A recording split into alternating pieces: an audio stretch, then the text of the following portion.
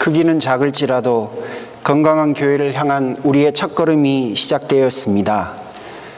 하나님 나라 복음으로 회심한 성도들의 공동체, 그리고 그 공동체를 이루기 위해서 하나님 나라 복음에 대해서 에베소서 2장 1절부터 10절까지의 말씀을 가지고 지난 2주 동안 나누었습니다.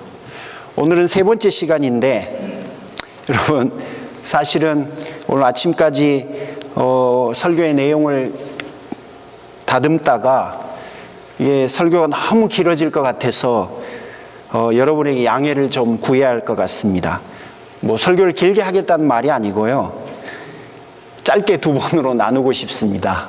그래서 오늘 이 본문을 가지고 일부분을 나누고, 그리고 다음 시간에 여러분 한 번 더 오늘 본문을 가지고 나머지 부분을 나눌 수 있도록 여러분 양해 부탁드리겠습니다. 하나님을 하나님으로 인정하지 않고 스스로가 하나님 되려고 하는 것, 그것이 바로 성경에서는 죄라고 했습니다. 죄는 사람들과의 윤리적이고 도덕적이고 혹은 법적인 문제가 아니라 하나님과 우리와의 관계의 문제입니다. 하나님이 나의 주인이시고 나는 하나님의 자녀인데 그것을 부정하고 내가 하나님 되려고 하는 것, 이게 바로 성경이 말하는 죄의 의미입니다. 우리가 범죄한 후 인류는 그 허물과 죄 때문에 결국 하나님 앞에서 죽은 존재가 되었습니다. 하나님과의 깨어진 관계 속에서 스스로는 아무것도 할 수 없다는 것을 깨닫게 되었습니다. 자유로운 존재가 될 것으로 기대했지만 오히려 세상을 따라가는 피동적인 존재가 되어버렸고 사단의 종으로 전락했다는 것이 에베소서 2장 1절부터 3절의 설명이었습니다. 결국 우리는 하나님의 진노로부터 자유로울 수가 없습니다. 그래서 결국은 그분의 심판을 기다리고 있는 처지가 되었었습니다.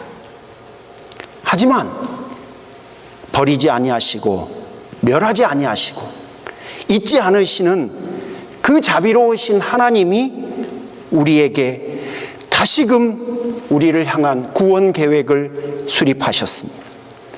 우리를 사랑했던 그 크신 사랑은 비록 우리가 허물과 죄로 죽은 존재였지만, 죽은 상태로 내어버려줌을 당했지만 여전히 그 사랑은 우리에게 드러났습니다. 첫 번째, 주님과 함께 우리를 살려주셨어요. 전에는 하나님 앞에 나아갈 수 없는 존재였지만 이제는 하나님을 만날 수도 있고 하나님 앞에 당당히 나아가서 기도할 수도 있는 그런 하나님의 자녀가 되었습니다. 주님과 함께 우리를 일으켜 세워주셨습니다. 전에는 세상을 따라만 살아가야 했어요. 사단의 종노릇만 해야 했습니다. 하지만 이제는 세상과 사단에게 저항할 수도 있고 또 당당히 맞설 수도 있고 물리칠 수도 있고 승리할 수 있는 힘과 능력을 그분이 우리에게 주셨습니다. 마지막으로는 주님과 함께 보좌에 앉게 하셨습니다. 세상이나 쫓아 사는 사단의 종이었던 우리가 이제는 하나님 나라의 상속자가 되었습니다. 이제는 하나님 나라의 유업을 가지고 지금 현재 누리며 살아갈 수 있는 하나님의 자녀가 되게 해주셨습니다. 여러분, 이 모든 일들이 예수 그리스도와 함께 성도된 여러분에게 임한 하나님의 은혜들입니다. 고린도후서 5장 17절에 누구든지 그리스도 안에 있으면 그는 새로운 피조물입니다. 옛것은 지나갔습니다. 보십시오, 새것이 되었습니다. 여러분, 과거에는 우리가 비록 죽었던 사람들이지만 이제는 아닙니다. 이제 우리 모두는 산 사람이 되었습니다. 그러므로 사랑하는 성도 여러분, 에베소서 5장 8절, 여러분이 전에는 어둠이었으나 지금은 주님 안에서 빛입니다. 빛의 자녀답게 사십시오. 이제 주님을 통해 하나님과의 관계가 회복되었으니 여러분, 이제 그 회복된 관계를 누리면서 사시기를 축복합니다. 하나님 나라 복음에 합당하게 살라는 하나님의 말씀을 기억해 주십시오. 여러분이 이제 더 이상 사단의 종들이 아닙니다. 아무런 소망이 없이 죽음을 기다리며 살았던 이들이 아닙니다. 여러분은 하나님의 사랑과 예수 그리스도의 은혜를 입은 하나님 나라의 백성들이고 자녀들입니다. 하나님 나라 복음이 우리의 정체성을 그렇게 완전히 변화시켰습니다. 나에게서 비록된 것이 아니라 나의 못남에도 불구하고 그분께서 완전히 우리의 모습을 바꾸셨습니다. 여러분, 혹시 신앙인으로서 살아가다가 부족함이 보이시고 못남이 보이시면 여러분 괜찮습니다. 여러분을 보지 마시고 나를 나되게 해주신 그 하나님 나라의 복음에 더 집중하시고 그 복음을 더 알아가려고 노력하시기를 바랍니다. 그 복음이 우리를 그렇게 변화시켰기 때문에 그러합니다. 사랑하는 성도 여러분, 우리가 새 사람이 되었다는 것은 눈에 보이지는 않지만 과거와 다른 새로운 삶이 우리가 새 사람이 되었다는 것을 증명합니다. 내가 새 사람이 되었다는 것을 증명할 수 있는 유일한 길 중에 하나는 여러 가지 길들이 있겠지만 그 중에 성경이 우리에게 제시하는 길 가운데 가장 강력한 증거는 우리가 새로운 삶을 살게 되었다는 겁니다. 누가복음 19장에 보면 어른이 되어가면서 괴물이 되어버린 그 삭개오라고 하는 인물 이야기가 나옵니다. 작은 키라는 핸디캡을 가지고 세리장이라는 손가락질까지 받으면서 살았던 인물이 바로 삭개오입니다. 어느 날 삭개오야, 내려와라. 내가 너희 집에서 머물러야겠다. 예수님은 못 본 채 하는 사람들과 달리 일부러 삭개오를 불러줬습니다. 보통 사람들은 죄인이라고 손가락질하면서 그와 눈이라도 마주치면 못 본 채 하려고 노력했습니다. 하지만 예수님은 일부러 자신을 바라보고 일부러 눈을 맞추면서 자신과 친구가 되어주겠다고 제안하셨어요. 예수님과 삭개오의 대화를 주변에 있는 많은 사람들이 들었겠죠. 한 사람 한 사람이 수군거리기 시작했어요. 뭐지? 경건한 사람인 줄 알았는데 이제 보니 죄인과 어울리는 그저 그런 사람일 뿐이네. 여러분, 예수님은요, 죄인과 어울린다는 그런 비난도 기꺼이 스스로 감수하면서 삭개오를 찾아주신 거예요. 삭개오는 사람들의 비난이 얼마나 아픈지 너무나 잘 압니다. 그는 어렸을 때부터 그리고 현재 지금도 그 비난을 날마다 들으면서 그 손가락질을 날마다 받으면서 살아가고 있거든요. 여러분, 그런데 자신을 위해서 그 비난과 손가락질을 일부러 감수해 주시는 그 주님의 은혜, 그것을 그날 삭개오가 경험합니다. 그리고 그는 예수님의 자녀가 되기로 결정했습니다. 그 후 자신의 소유의 절반을 가난한 사람들에게 주겠다고, 그리고 자신이 혹시 누구의 것을 속여서 빼앗은 일이 있으면 4배를 갚겠다고 결정합니다.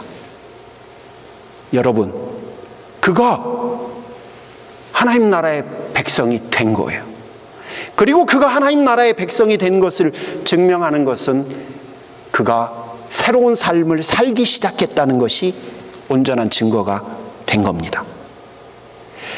다른 사람이 되었으므로 다른 가치관으로 살기로 그가 결정을 한 겁니다.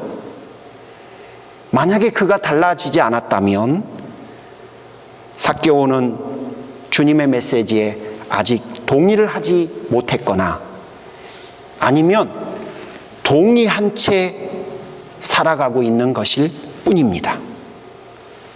우리의 달라진 정체성은 우리의 달라진 삶을 통해서 확인할 수 있습니다. 그러므로 하나님 나라 복음으로 하나님 자녀가 된 우리는 다른 가치관으로 살아야 합니다. 하나님 나라의 가치관을 가지고 살아야 합니다. 첫 번째 여러분에게 드리고 싶은 다른 가치관, 하나님 나라의 가치관은 아주 근본적인 이야기입니다. 성도는 더 이상 자기 주장을 하지 않습니다.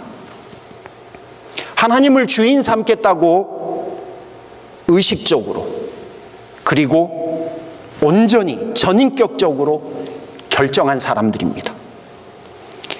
내가 과거에 했던 그 실수를 다시 범하지 않겠다고 인생의 주권을 온전히 그분에게 이양하겠다고 결정한 사람들입니다. 그러므로 우리는 계속해서 내가 주인 삼으려고 했던 것이 무엇인지, 또 내 스스로가 주인 되려고 했던 것이 어떤 것인지를 내 삶 속에서, 내 의식 쪽에서, 그리고 나의 가치관 속에서 찾아내야 합니다. 그래서 그것들을 아버지께 다시 위임해드려야 합니다. 주님이 제 인생의 주인이십니다. 이 이슈의 주인도 하나님이십니다. 저희 아이들도 하나님이 주인이십니다. 그리고 주님, 제가 또 어리석게도 그 부분을 제가 주인인 양 살아갔네요. 주님, 아닙니다. 하나님이 주인이십니다. 계속해서 그분 앞에 주권을 위임해야 합니다. 베를린 예술대학의 철학교수인 한병철 교수의 책 피로사회라고 하는 책에 보면 우리가 속한 결과중심의 성과주의 사회 속에서는 자기 주장을 지속할 수밖에 없다라고 이야기를 합니다. 결과를 내야 인정받는 성과중심 사회니까 나는 할 수 있다라는 내 중심, 자기 중심의 생각들이 강화될 수밖에 없는 거예요. 그러니까 우리가 사는 밖은 나 중심적으로 살아가라고 이야기를 하고, 또 교회 안에서는 자기 포기를 선언하라고 성경이 이야기를 해요. 이 둘 세계 속에서 살아가야 되는 우리는 자기 포기가 어려울 수밖에 없는 것입니다. 하지만 여러분, 다시 한번 생각을 해 보십시오. 내가 주인 되려고 했던 죄를 회개하고 주님을 주인으로 섬기겠다고 결정한 것이 우리의 신앙이에요. 그러므로 무엇보다도 내 안에 있는 내가 주인 되려고 하는 그 어떤 것들을 발견하고 그것들을 다시금 주님에게 주인 되심을 이양하는 것이 우리가 살아가야 될 하나님 나라의 백성으로 합당한 삶의 첫 번째 모습이라는 겁니다. 여러분, 사실은 저에게 있어서 지금 이야기가 참 부담스럽습니다. 제가 고민하다가 주권을 주님에게 이양하는 것 중에서 가장 힘든 이슈가 뭘까 생각을 해보니 역시 돈인 것 같습니다. 여러분, 내가 번 돈이죠. 피 같은 돈 아닙니까?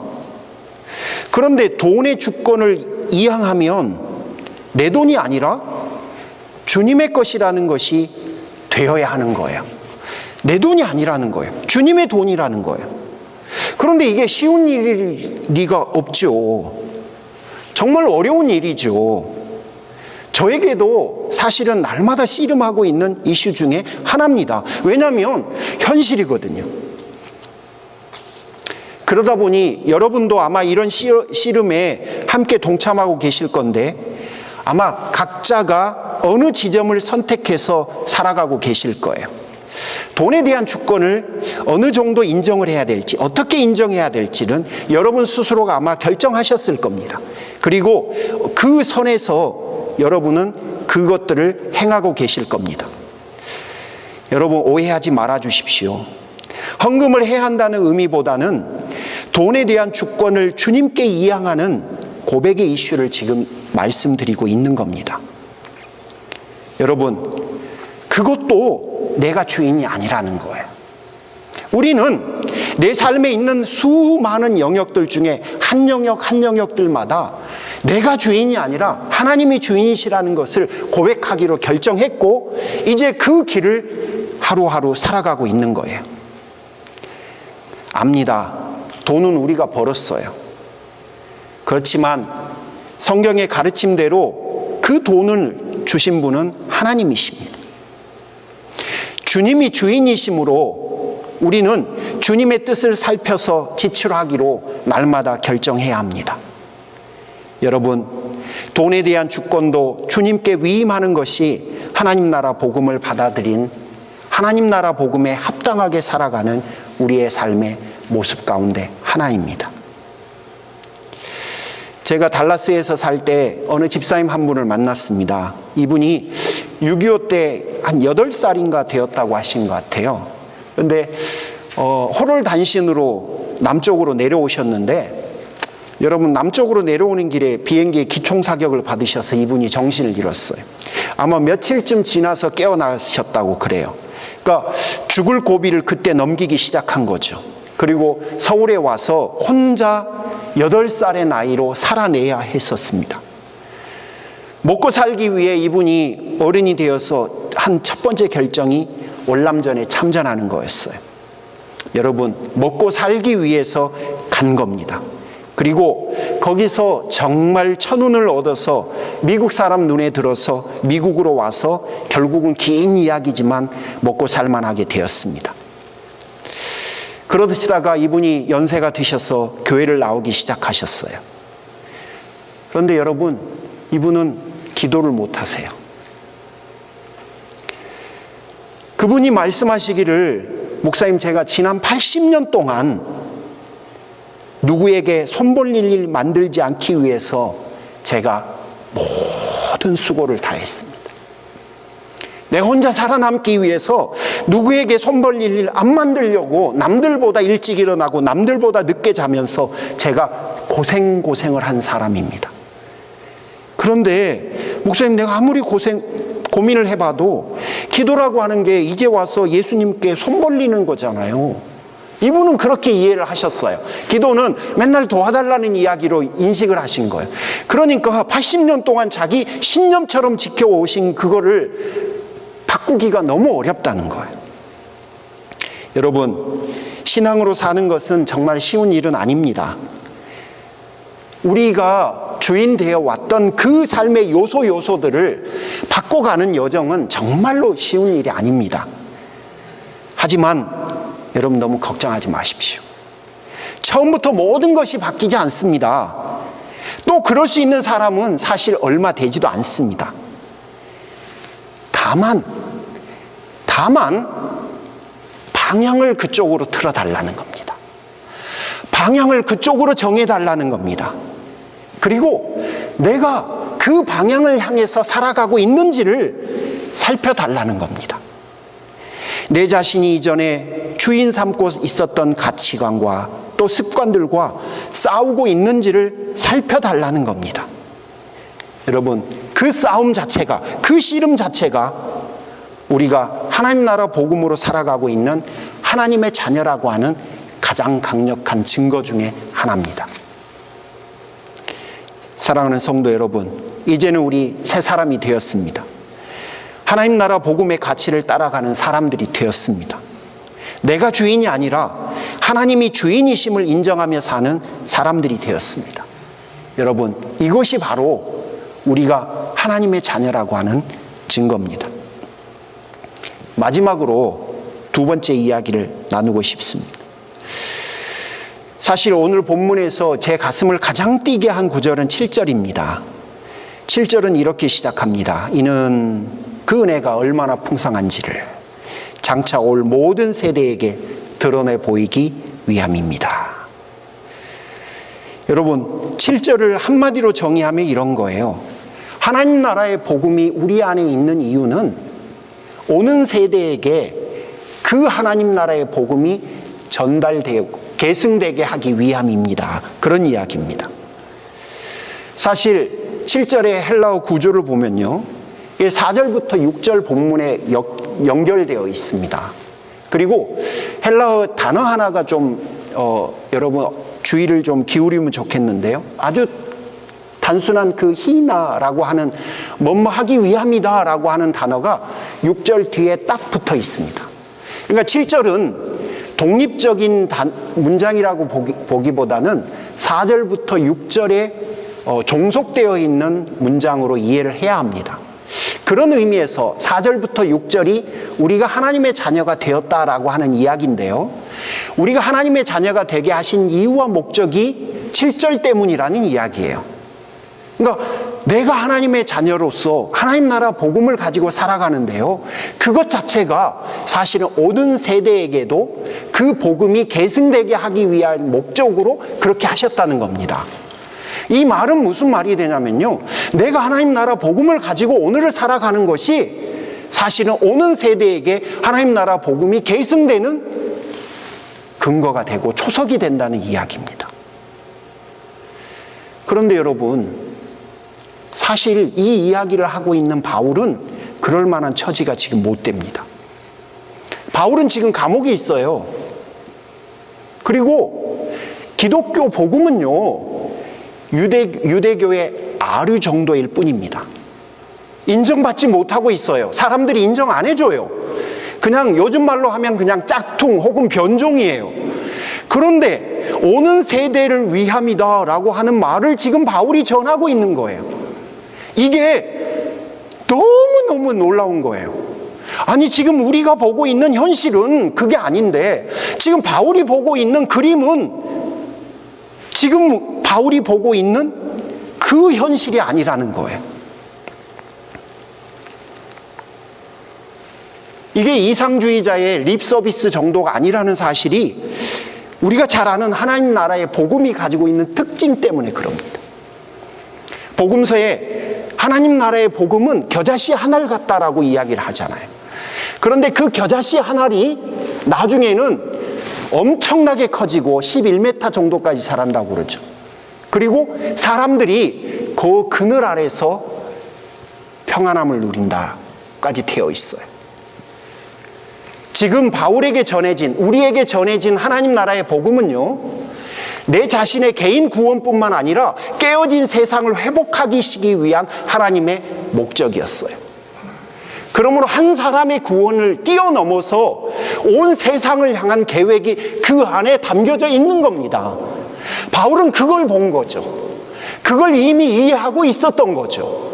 그러므로 우리에게 우리 자신의 개인 구원을 말하면서도 깨어진 세상 전체가 회복될 그 미래의 그림을 바울이 보고 있었던 겁니다. 그것을 우리의 구원을 선포하면서 그 구원이 결국은 오는 세대를 향한 온전한 하나님 나라의 회복의 초석이 될 거라고 선언한 거예요. 여러분, 가슴이 뛰지 않습니까? 그렇다면 결국 하나님 나라 복음을 가지고 살아가고 있는 현재 우리도 지금 우리의 눈에 보이는 게 마지막 그림이 아니라는 거예요. 우리가 처해 있는 지금의 현실이 전부가 아니라는 겁니다. 하나님 나라의 복음은 그걸 통해서 그 다음의 그림이 분명히 존재한다는 이야기입니다. 오는 세대에 대한 꿈을 꾸는 대표적인 인물이 저는 요셉이라고 생각하는데요. 그 요셉 이야기를 여러분에게 좀 드리고 싶어요. 창세기 50장 24절 25절에 요셉의 유언이 기록되어 있는데 여러분 한번 들어보시겠습니까? 요셉이 그의 형제들에게 이르되 나는 죽을 것이나 하나님이 당신들을 돌보시고 당신들을 이 땅에서 인도하여 내사 아브라함과 이삭과 야곱에게 맹세하신 땅에 이르게 할 거래요. 그 땅이 뭐죠? 가나안 땅이죠. 우리는 다 알아요. 그런 다음에 요셉이 또 이스라엘 자손에게 맹세시켜 이르기를, 맹세를 시키는 거예요. 유언으로 맹세를 시키는 거예요. 뭔지 들어보십시오. 하나님이 반드시 당신들을 돌보시리니 당신들은 여기서 내 해골을 메고 올라가겠다 하라 하였습니다.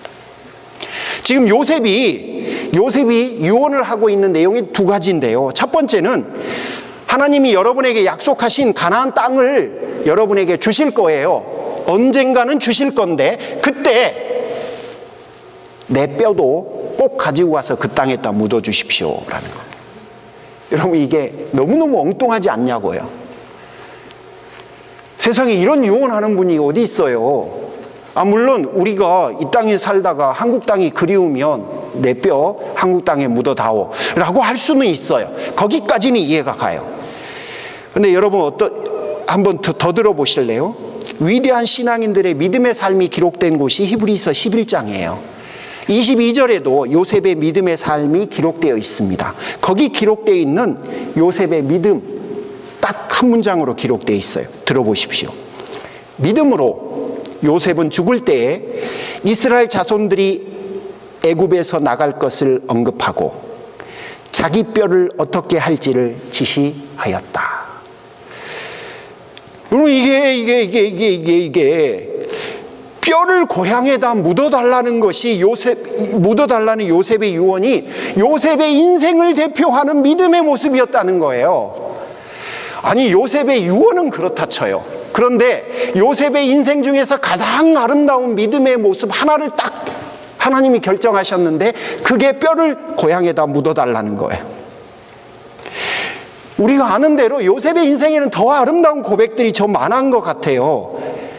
제가 요셉을 가장 사랑하는 일 중에 하나는 뭐냐면 그의 인생에서 하나님을 향한 원망이나 하나님을 향한 범죄가 한 번도 기록되어 있지 않다는 거예요.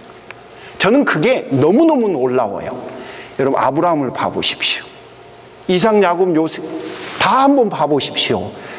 실수나 실패나 원망이 기록되어 있지 않는 사람은요, 사실은 요셉이 한 명인 것 같아요. 그래서 저는 요셉이 정말로 좋습니다. 어쩌면 그럴 수 있을까 싶어요. 그러면 그의 삶이 평탄했기 때문인가요? 아니에요, 여러분. 요셉은요, 형들에 의해서 종과 노예로 팔렸던 사람이에요. 그리고 하나님이 의롭다고 판단하셨으면 바로 꺼내 주셔야 되는데 하나님이 수년간 종살이를 허용해 버리셨어요. 그런데 요셉은 원망 안 했어요. 정말 신실하게 살려고 얼마나 발버둥을 쳤는지 여러분이 잘 아세요. 거기다가 감옥을 가잖아요. 그것도 억울한 누명을 쓰고, 그리고 하루 이틀이 아니라 거기서도 수년간 하나님이 아무런 액션을 취하지 않으셨어요. 그런데도 요셉은 원망하지 않았어요. 형들이 자기 앞에 있을 때 이제는 애굽의 총리라고 하는 힘을 사용해서 왜 그랬냐고 따질 수도 있었어요. 그런데 그는 안 따져요. 용서해요. 그 형들을 부둥켜 안고 울었어요. 같이 대성통곡하는 것으로 끝이 났던 인물이에요. 얼마나 멋집니까? 여러분 같으면, 저 같으면 그랬겠어요? 아니죠. 내가 따져 물었을 거예요. 그리고 가볍게 혼이라도 내줬을 거예요. 근데 이 많은 요셉의 삶 중에 정말 아름다운 것처럼 보이는 그런 믿음들이 많은데 히브리서 11장 22절은 요셉의 유언, 내 뼈를 고향 땅, 가나안 땅에다 묻어달라고 하는 그 유언이 요셉의 가장 아름다운 믿음의 고백이라고 선정을 합니다. 왜일까요? 뭐 때문에 그랬을까요? 그게 여러분 창세기 15장 때문에 그랬습니다. 창세기 15장에 보면 하나님으로부터 약속을 받은 아브라함이 기다리다 지쳐서 결국 자신의 종인 엘리에셀을 후계자로 삼겠다고 합니다. 그때 하나님은 그에게 다시 약속을 해요. 아니다, 아브라함아, 너에게서 난 아들이 너의 후계자가 될 것이고 더불어서 내가 너에게 가나안 땅을 분명히 줄 거다라고 약속을 합니다. 자, 그런 후에 하나님이 그 당시에 성행했던 자기 저주의 맹세를 하십니다. 동물을 가져다가 둘로 쪼개서 양쪽으로 놓고 본인 혼자만 거기를 통과하심으로 내가 그 약속을 자신의 생명을 걸고 지키겠다고 하는 서약식을 아브라함 앞에서 해요. 세상의 창조주가 피조물 앞에서 혼자 그 일을 행하십니다. 그리고 나서 아브라함에게 말씀하셨어요. 이렇게 이야기합니다. 13절 14절에 너의 자손이 다른 나라에서 나그네 살이를 하다가 마침내 종이 되어서 400년 동안 괴로움을 받을 것이다. 그러나 그 다음에 너의 자손이 재물을 가지고 나올 것이다. 이 이야기는 하나님께서 후손을 어떤 방식으로 만드실지 그리고 땅을 어떻게 주실지에 대한 예언이었습니다. 자, 400년의 타향살이를 통해서 엄청난 후손들이 만들어질 거예요. 그리고 후손들이 많아지면 약속하신 땅으로 그 후손들을 이끌게 될 것이에요. 이게 하나님의 예언이었어요. 요셉은 자신이 후손이 많아지게 하기 위해서 부르심을 받았다는 사실을 어느 순간 깨닫습니다. 그리고 자신을 총리로 세운 이유도 야곱의 가족들이 애굽에서 안정적으로 살아가도록 돕게 하시기 위한 하나님의 뜻이라는 것을 어느 순간 깨닫습니다.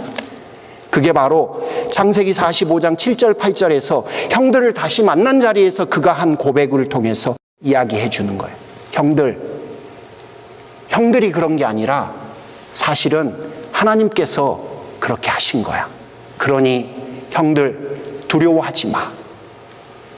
사랑하는 성도 여러분, 요셉은 살아있는 동안 아브라함에게 한 그 첫 번째 약속, 수많은 후손을 주겠다는 그 약속이 자신의 삶을 통해서 성취되어 가는 것을 그의 눈으로 봤어요. 그리고 아브라함에게 예언하신 400년이 지나가면 어느 날 가나안 땅으로 자기의 후손들이 떠나가게 될 거라는 것도 바라봤습니다. 문제는 그 땅에서 400년이 지나고 나면 후손들이 안 가버리면 어떡해요? 편해져서 안 가겠다고 하면 어떡해요? 그래서 그가 마지막 순간에 자신의 유언을, 그 약속을 다시 상기시키는데 사용했습니다. 여러분, 하나님께서 약속하신 그 날이 여러분의 인생 가운데 올 수 있습니다. 여러분의 후손 가운데 올 겁니다. 그때에는 주저하지 말고 떠나십시오. 내가 여러분에게 마지막 순간에 유언으로 남기는 일이니 말이니 대대손손 이 유언을 전해 주십시오. 그가 한 유언에는 이런 의미가 담겨져 있는 겁니다. 요셉은 눈으로 보지 못했어요. 하지만 시간이 흘러서 모세는 장정만 60만 명을 이끌고 가나안 땅을 향해서 그 길을 드디어 출발했습니다. 여러분, 이게 하나님 나라의 복음이라는 거예요. 이게 오늘 지금 바울이 우리에게 전해주고 싶은 이야기라는 거예요. 우리는 약속을 가진 사람들이에요. 그리고 그 하나님 나라의 복음을 가지고 오늘 하루를 살아갈 거예요. 내가 주인 삼으려고 하는 것이 무엇인지를 발견하고 그것과 씨름하면서 하나님을 주인 삼겠다고 우리는 열심히 오늘 하루를 살아갈 겁니다.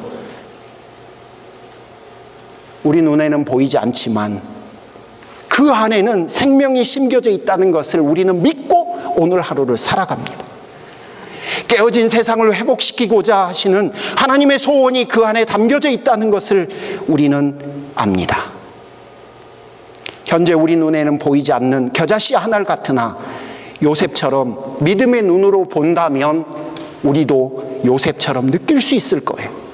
그리고 바울처럼 소망할 수 있을 거라고 봅니다. 우리의 능력이 아니라 하나님 나라의 복음의 능력이니까 우리는 바울과 요셉처럼 다 경험할 수 있다고 믿습니다. 사랑하는 성도 여러분, 주위를 한번 둘러보십시오. 우리 교회 칠드런도 한번 둘러보시고 유스도 한번 둘러봐 주십시오. 오는 세대라 하면 사실은 우리 마음속에 가장 먼저 다가오는 존재가 우리의 아이들입니다. 아쉬움도 있고 아픔도 있고 또 미안함도 있고 사실은 그거를 뛰어넘어서 죄책감도 있습니다. 이러면 안 되는데 라고 하는 조급함도 사실은 날마다 있습니다. 그런데 여러분, 적어도 하나님 나라 복음에는 그 안에 능력이 숨겨져 있다는 거예요. 오는 세대를 향한 하나님의 계획이 그 안에 숨겨져 있다는 이야기입니다. 여러분, 시선을 우리 교회를 향해서 한번 둘러보십시오. 여러분 주변에 있는 여러분의 신앙의 동역자들을 한번 살펴보십시오. 지금 우리가 이럴지만 우리가 하나님 나라의 복음에 전념하고 그 복음을 지키고 그 복음을 누리고 그 복음을 전승하면 결국 그 하나님 나라의 복음이 오늘 말씀의 약속처럼 후대에 전승되고 계승됨을 믿습니다. 말로만 선언하면 안 될 것 같아요. 구체적으로 여러분 같이 토론하고 대화하고 그 아이들을 위해서 우리가 어떤 것을 먼저 할 수 있는지를 같이 고민해 주시면 어떠시겠습니까? 그리고 저에게도 제안해 주시고 저에게 자극해 주십시오. 그래서 저도 용기를 낼 수 있도록, 그리고 여러분도 마음을 함께 모을 수 있도록 여러분 같이 꿈을 꾸었으면 좋겠습니다. 사랑하는 성도 여러분, 우리가 전에는 어둠이었습니다. 그러나 지금은 주 안에 빛입니다. 빛의 자녀입니다. 내가 주인 삼은 하나하나를 주님께 이양하고 내 자신의 구원뿐만 아니라 깨어진 세상을 회복하시고자 하는 그분의 소원이 우리의 인생 가운데 있다는 사실을 여러분 꼭 잊지 마십시오. 그러므로 지금이 끝이 아닙니다. 이게 전부가 아닙니다. 그분이 우리의 인생을 통해서 이루실 이 그림은 우리가 상상할 수도 없는 거대함이고 놀라움의 연속일 겁니다. 여러분, 그것들을 한번 믿음의 눈으로 바라보십시오. 그리고 여러분의 인생과 여러분의 기도를 거기에 한번 바쳐보시면 어떠시겠습니까? 기도하겠습니다.